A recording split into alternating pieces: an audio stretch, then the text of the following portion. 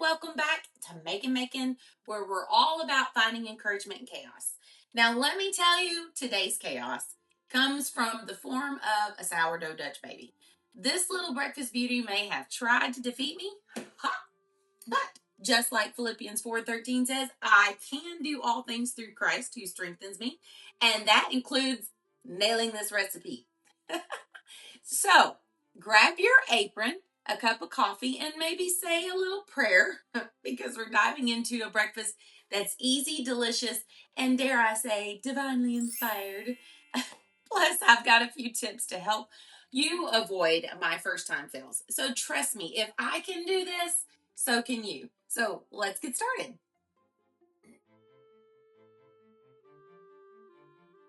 All right, before we dive into this delicious Dutch baby, I have to give a big shout out to Lisa over at Farmhouse on Boone. This recipe was inspired by her amazing blog, and let me tell you, if you haven't visited her site yet, you're missing out on some serious sourdough magic. So thank you, Lisa, for sharing your sourdough wisdom with the world. I really do appreciate it because I started mine from you. Now, with a little help from her recipe and a few of my own trial and error moments, I've got this down to a science. Well, maybe more like an art with a few prayers mixed in. So let's just get on to this Dutch baby. Okay, so before we begin, we want to make sure that we have all the essentials that we need. Okay, so a cast iron skillet, a large cast iron skillet, because this does make quite a bit, and you want the large cast iron skillet to go in there. Now, I've not tried it in anything else. This is what she calls for. I love my cast iron. I do use it quite frequently. So I have several different sizes of cast iron here in my house. Now, every step that I do in this is my preferred method. Now, if you want to, you can. I have linked it in my blog post, her recipe, so that you can go over there and you can get the recipe from her and you can follow her step-by-step instructions. These are little tips and tricks that I have found that work for me. The reason why I love making this Dutch baby is because it is so simple that my kids get all of the protein that they need in the morning just from this Dutch baby. My kids do not like eggs. Neither one of them like eggs. My husband and I both love eggs. But in this recipe, there's 6 eggs in this recipe. And so I feel good about knowing that they're getting the eggs that morning. And it's something that fills them up before they go to school. Now, I did make this. We're homeschooling now, so I can adjust breakfast as I need to according to our homeschool schedule. But when we were getting up early in the mornings, I would get up, of course, a little early because I like to get in my prayer and devotion time before they would get up. And I would set out my ingredients to let them come to room temperature. And then I would make the Dutch baby because it was so easy to just throw together and pitch it in the oven. And then the kids loved it because they got it. Something really good for them before they would go to school. So, like I said, these are my steps, my little tips and tricks that I do that tends to make the Dutch baby rise pretty good. And I'm hoping against all hope that by doing it today that the Dutch baby is going to rise like it's supposed to. It has been a hit and a miss for me. But my husband has given me some tips and tricks, and that's the reason why I'm sharing it with you today, to try to show you just those little bitty things that might help you to get the rise out of the Dutch baby. But let me tell you, even if it doesn't rise, this thing is still amazing, and it's good and full of protein. So the first step that we're going to do today, I always write out my card, but the first thing that you want to do is you want to preheat your oven to 425.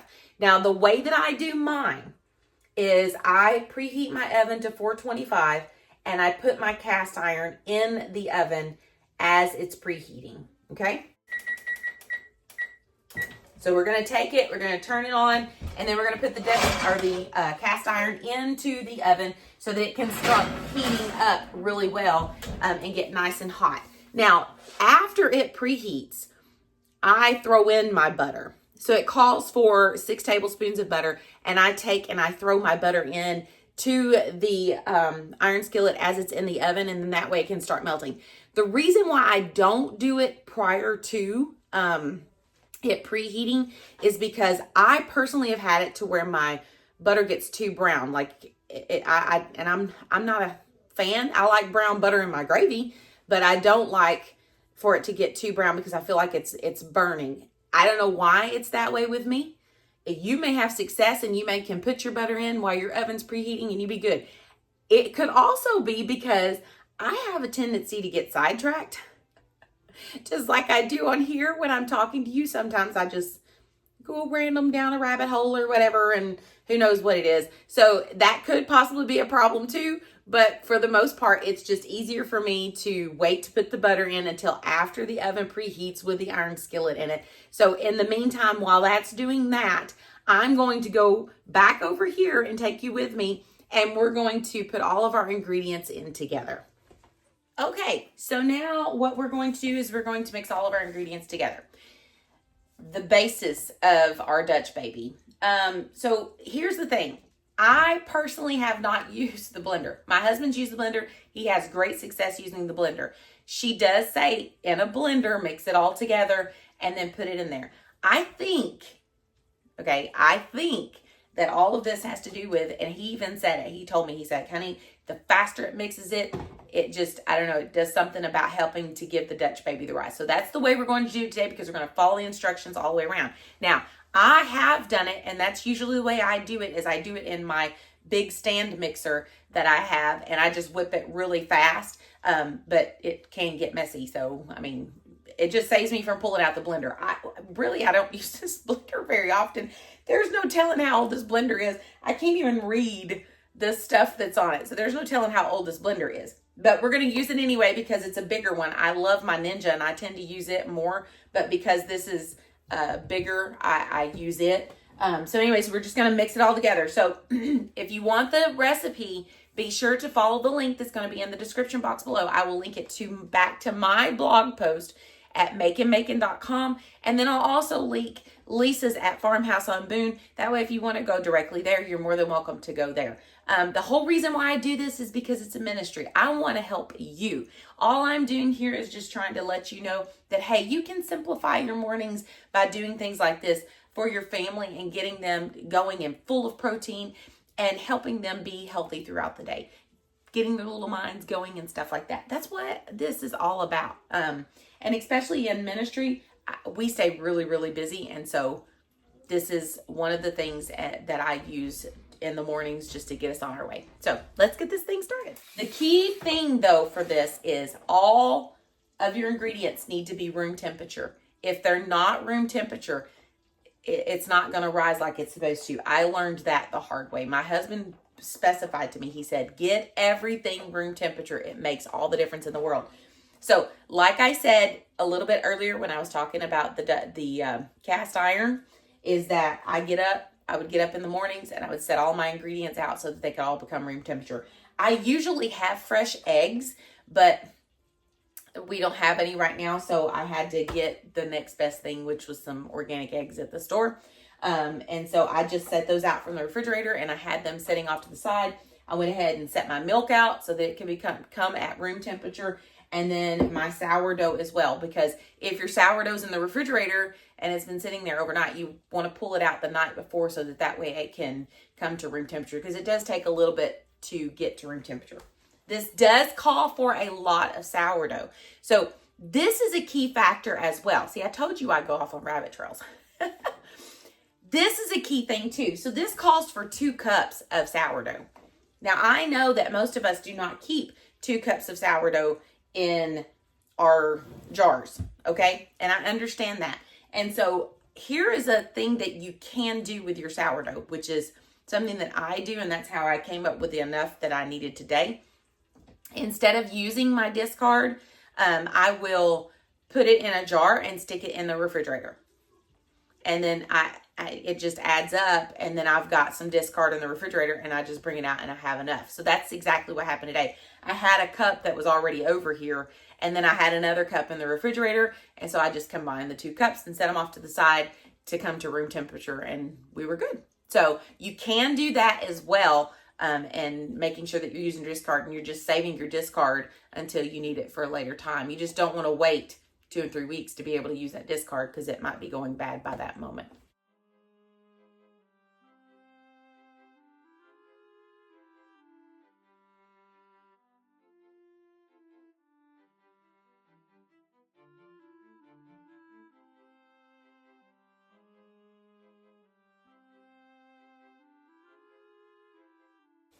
Now, it does call for 1 teaspoon of cinnamon.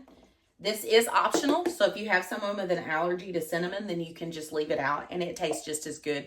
We've done it a few times for a young girl that comes over to our house, and she is highly allergic to cinnamon, so I try to make sure that I don't do anything that has cinnamon in it. That is how my alley rolls were created without cinnamon, was by mistake, because I forgot that she was coming over here, and I was like, oh, and yeah, anyways, so we don't make cinnamon while she's here.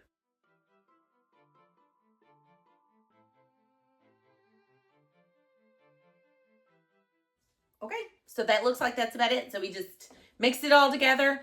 Actually, this is going to be a really easy cleanup because you just pour it in there and then we can stick everything in the dishwasher. So anything to keep it simple. That's what it's all about. So while I'm waiting on the oven to preheat, I'm just going to clean up a little bit of my mess, and then I'm going to throw the butter in the pan, let it melt. I could probably actually do it now just to make sure that I don't over do the butter. So I may just go ahead and do that now.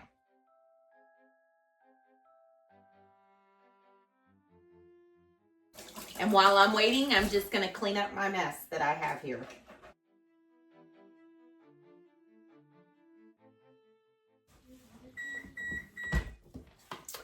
There it is. Perfect.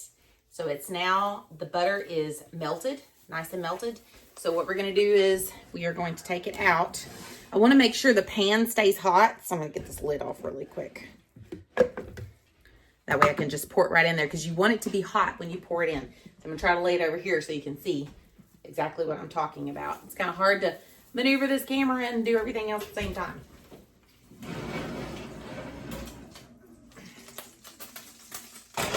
So you can already hear it nice sizzling and popping. And see how it's already brown? If I'd have put that in there earlier, I wouldn't have liked it. You just pour this on in there.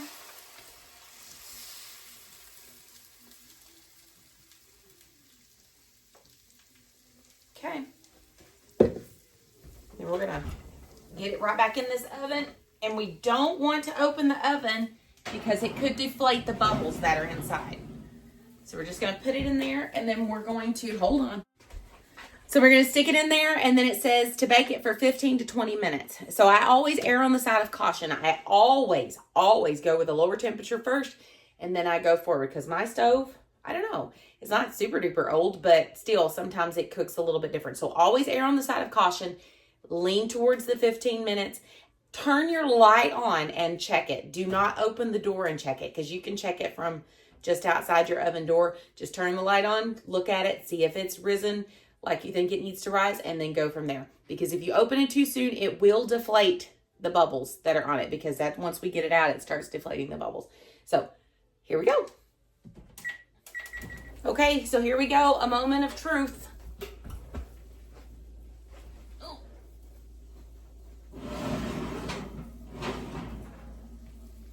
There she is. Now, it did bubble, but it didn't bubble as much as what I would like. So this tells you that it is what it is. Like I said, I'm not going to let it defeat me. Lisa at Farmhouse on Boone, every time I've seen hers, it's always been up on the sides and beautiful. But this is just gorgeous within itself. I have pictures of some of mine that come up just perfectly fine. And this one has its bubbles. It's just not all the way up off the side. Doesn't matter.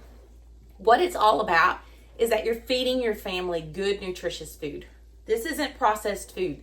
This is something that we made from scratch. It didn't take long at all. 15 minutes. And we're happy.